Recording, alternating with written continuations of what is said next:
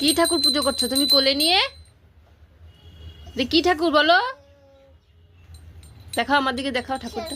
না এটা সরস্বতী না, ভালো করে দেখো ওটা কি ঠাকুর বলো। লক্ষ্মী ঠাকুর? গণ।